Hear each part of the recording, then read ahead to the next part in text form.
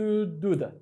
Okay, let's create this great effect on our asphalt, or on our, for example, maybe from here you can see it better, on our glasses or any material that we have. Really, it can give a new environment to it can give you a new environment to your model. Okay, the work that we are going to do is we just need to assign a specular map to glossiness part of our materials. But what kind of map that we should use?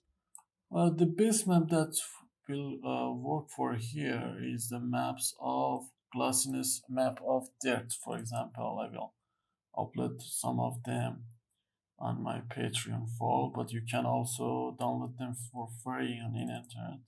So don't be worried about that. For example, I have these maps here that I'm going to use them in this project.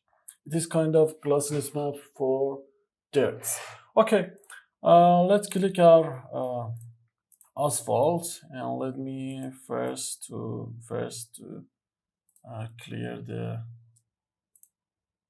image and see the asphalt. This is the default asphalt that we have in our project, but we are going to simulate a rainy day, so we are going to go to the asphalt material, and from appearance tab, in this glossiness slider, click on this arrow here and click on image, and now you should assign an image to it.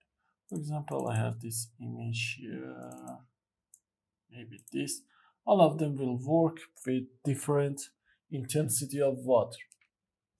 Okay, I think this will be good, or this maybe. Let me open it first.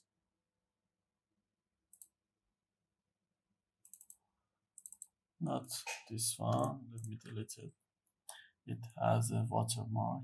Maybe this, click on OK. And also, if you don't want to see the repetition of that, assign a very big scale to it. For example, 10 meter can be good here, and then click on done, click on OK, and now you can see the magic of Enscape here. A really great effect on our asphalt.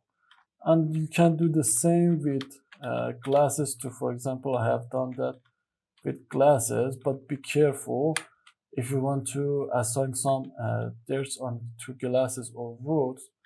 You shouldn't you mustn't use from asset library of materials in Revit. For example, if I would see the material here, you can get the point from here.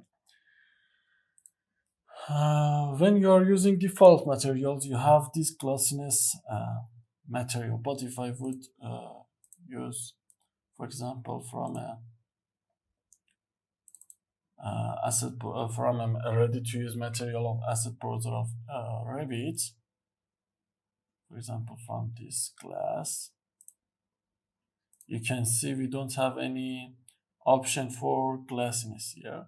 So be careful about using materials, and if you want to create this effect, you need to use from